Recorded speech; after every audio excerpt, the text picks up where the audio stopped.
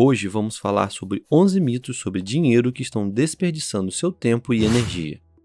Mito número 1. O cafezinho diário está arruinando suas finanças.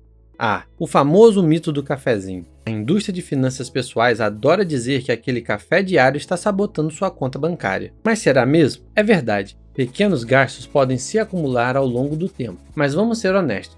Quanto de nós realmente compra um café todos os dias? A maioria não faz. O verdadeiro vilão das nossas finanças está em outro lugar.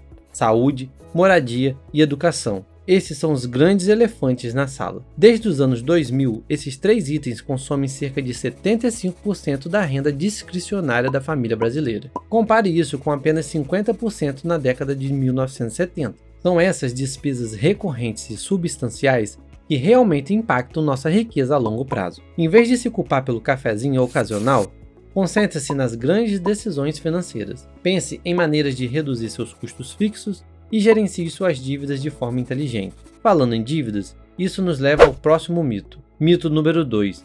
Toda dívida é ruim. Embora dever dinheiro em certas coisas como o pagamento de um cartão de crédito ou o pagamento de um carro que você não pode pagar seja tecnicamente considerado uma dívida ruim, existe algo chamado dívida boa.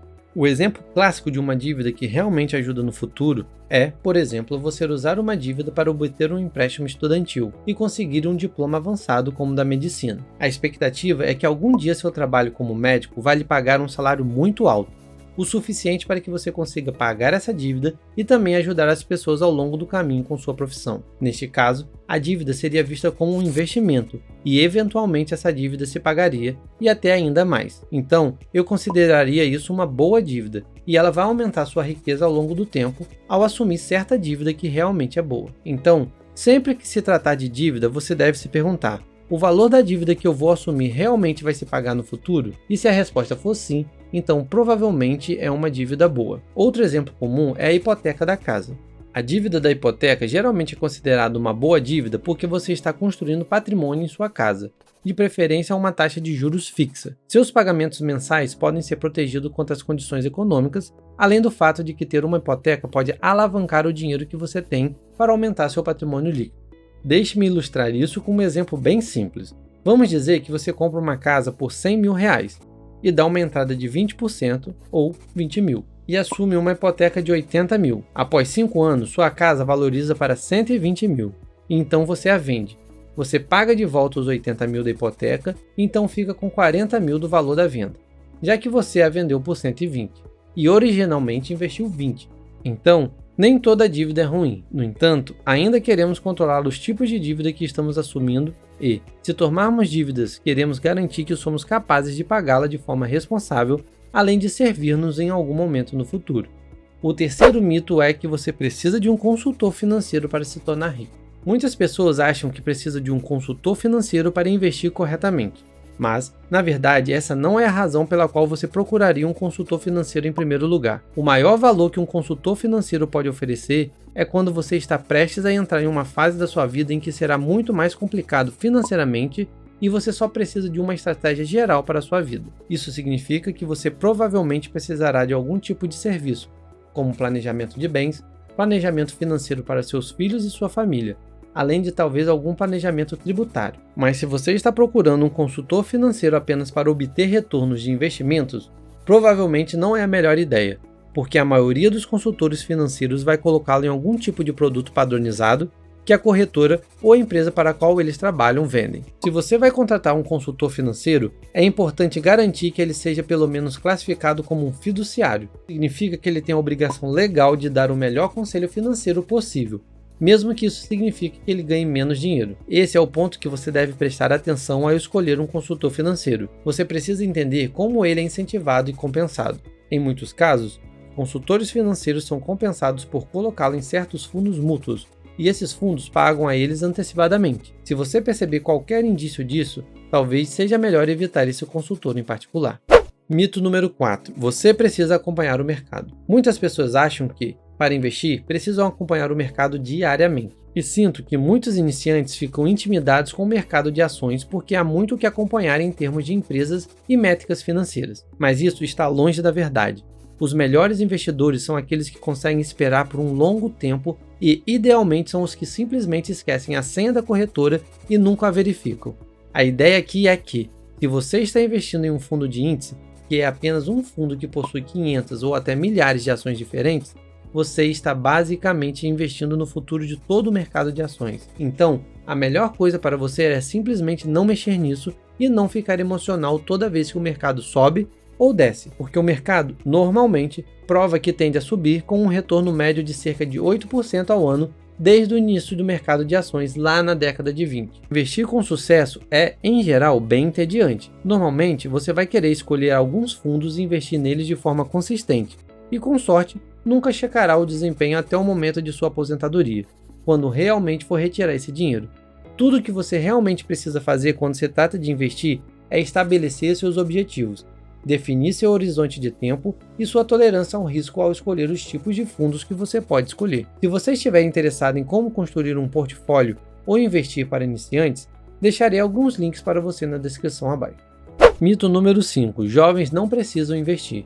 Muitas pessoas pensam que, se você é jovem, não precisa investir. Deixe-me desmascarar esse mito agora mesmo. Uma das lições mais importantes que posso passar para você, especialmente se você está assistindo a isso e é jovem, é que o tempo está a seu favor e os juros compostos são uma das melhores coisas das quais você pode aproveitar. Muitos jovens acham que, quando são mais novos, não precisam investir, e isso era mais para os seus pais ou quando ficassem mais velhos, como aos 40 anos.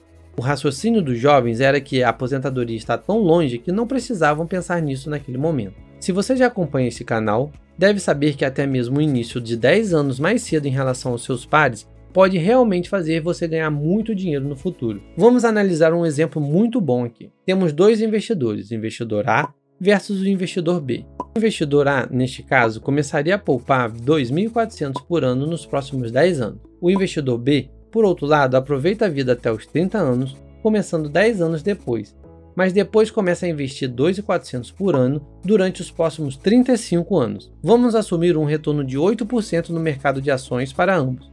E você pode ver que, ao começar 10 anos mais cedo, o investidor A terá mais de 150 mil do que o investidor B, quando ambos tiverem 65 anos. Mas o que ainda é mais impressionante é o que o investidor A parou de contribuir aos 30 anos, ou seja, ele investiu por apenas 10 anos e pronto. Isso significa que o investidor B continuou contribuindo com R$ 2.400 por ano por 35 anos e ainda assim ficou atrás devido ao atraso de 10 anos no momento em que começou.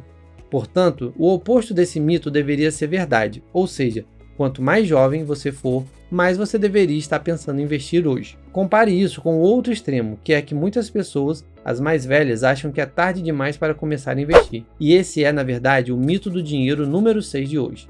Em um estudo recente, 47% dos entrevistados achavam que você poderia ser velho demais para começar a poupar e investir para a aposentadoria. Mas eu discordo totalmente.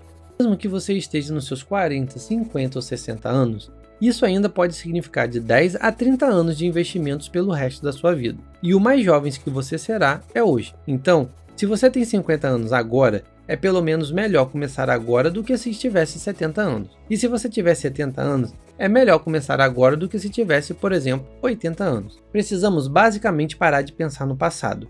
Eu sei que é um pouco clichê, mas precisamos viver no presente. E enquanto você ainda estiver vivo, ainda é um ótimo momento para começar a investir. Nunca é tarde demais. O mito número 7 é achar que você não precisa se inscrever nesse canal do YouTube para melhorar suas finanças pessoais. Acho que devemos desmascarar esse mito e fazer você se inscrever agora mesmo.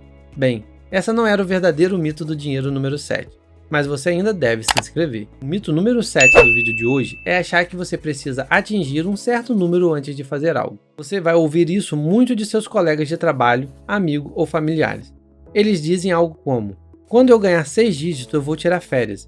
Geralmente vem na forma de que, quando eu ganhar X, para Y. E o mais assustador para mim é, quando eu atingir um determinado número, eu serei feliz. Mas o mito que eu quero desmascarar aqui é que, mesmo quando você atinge uma certa quantia de dinheiro, às vezes o Y raramente acontece. Há uma razão psicológica para isso, e ela é chamada de adaptação hedônica, que significa que os seres humanos têm a tendência de voltar ao seu nível base de felicidade, apesar dos altos e baixos da vida. Então, quando você atinge, por exemplo, R$100 mil por ano de salário, pode pensar consigo mesmo: Seria realmente bom atingir 200 mil de salário? E o que acontece quando você atingir 200 mil de salário? Você quer 300 mil de salário, e assim por diante. O ponto aqui é que sempre vamos nos adaptar às circunstâncias que nos são impostas. Em vez de nos preocuparmos com quanto dinheiro precisamos para ser felizes, deveríamos realmente refletir sobre os valores e metas que levarão a uma vida de maior qualidade. E se você alguma vez perceber uma oportunidade para isso, apenas haja, certo? O próximo mito é um pouco controverso, pelo menos para algumas pessoas, e é que todos os cartões de crédito são ruins. A dívida de cartão de crédito geralmente se enquadra como uma dívida ruim. No entanto, há alguns casos em que você pode usar um cartão de crédito a seu favor e, na verdade, ganhar dinheiro ou fazer lucro com as empresas de cartão de crédito. Se você for capaz de pagar a fatura integralmente no final de cada mês, os cartões de crédito podem se tornar uma verdadeira vantagem financeira, desde que você escolha os cartões certos com as recompensas certas. Se não tiver certeza de que pode fazer isso, definitivamente deve evitar cartões de crédito. No entanto, este é um dos mitos porque os benefícios, quando usado com responsabilidade, têm superado de longe o estigma negativo que os cartões de crédito podem ter. Mito número 9. É definitivamente uma visão polêmica. Preço mais alto é igual maior qualidade. Como seres humanos, tendemos a nos ancorar a qualquer tipo de dado quando se trata de uma decisão de compra. E, muitas vezes, temos apenas o preço como referência. Então, automaticamente pensamos que um preço mais alto significa maior qualidade. Mas isso é algo que a maioria das pessoas provavelmente cai. E definitivamente não é verdade. Só porque algo tem um preço mais alto não significa que seja de melhor qualidade e vice-versa. Tenho certeza de que você pode pensar em alguns exemplos. Um exemplo é você ir a um restaurante com uma estrela Michelin e gastar R$ 1.500 em uma refeição gastronômica que nem mesmo te satisfaz no final. Adivinha? Você vai a uma hamburgueria e pega um hambúrguer de R$ 30 que te deixa satisfeito e é exatamente o que você queria. Em ambos os casos, a comida está sendo trocada por dinheiro.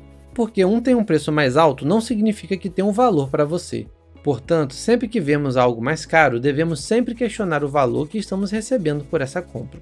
Os próximos 2 mitos são sobre status e como se apresentar de uma certa maneira. Então, o mito número 10 é: os ricos vivem com ostentação. Muitas pessoas acreditam que os ricos sempre se vestem para impressionar e vivem um estilo de vida luxuoso. Pessoalmente, ser rico não tem nada a ver com o que você veste ou o tipo de carro que você dirige. Na verdade, se resume a quanto dinheiro você tem no banco no final do dia. Muitas vezes, na cultura e nas redes sociais, é mostrado que os ricos dirigem carro de luxo, vão a festas em mansões e usam roupas de grife. Mas em um dos nossos vídeos, dissemos que se alguém está dirigindo uma Lamborghini ou uma Ferrari, você não sabe quanto ele realmente deve naquele carro. Pelo que você sabe, pode ser 90% financiado. A realidade é que muitas dessas pessoas que querem parecer ricas vivem um estilo de vida muito acima de suas possibilidades e estão basicamente te enganando com o que querem que você perceba como uma vida de sucesso. Os realmente ricos, por outro lado, vivem abaixo das suas posses e sabem que foi assim que chegaram lá. Eles eram simples desde o início, provavelmente gastaram dentro de suas possibilidades e não foram exagerados. Isso é comprovado pelo fato de que algumas das pessoas mais ricas simplesmente vestem camisetas, usam jeans, calçam tênis da Nike e dirigem Toyotas.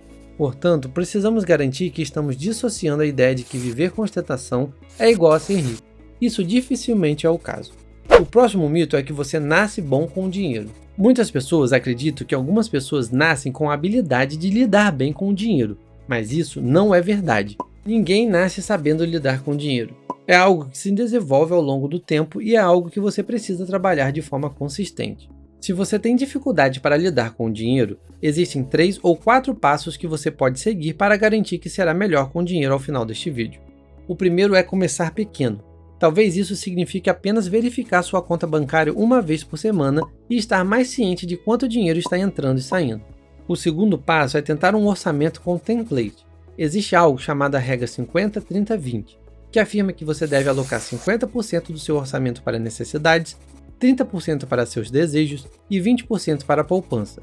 Você pode começar com esse tipo de orçamento e tentar torná-lo mais fácil para você. Veja se suas finanças se encaixam nesse orçamento e faça os ajustes ao longo do caminho. O terceiro passo que você pode seguir é simplesmente conversar sobre suas finanças com alguns amigos e familiares. Ter conversas sobre onde suas finanças estão e onde você quer que elas cheguem pode ser de grande ajuda. E o quarto passo é continuar sempre aprendendo sobre finanças, seja pesquisando online, lendo livros, publicações ou até mesmo assistindo a alguns canais do YouTube sobre finanças. Agora eu vou deixar aqui na tela o próximo vídeo que pode te ajudar. É sobre os 11 hábitos financeiros que te mantêm pobre. Se você estiver interessado, vale a pena conferir este vídeo. Te vejo no próximo vídeo.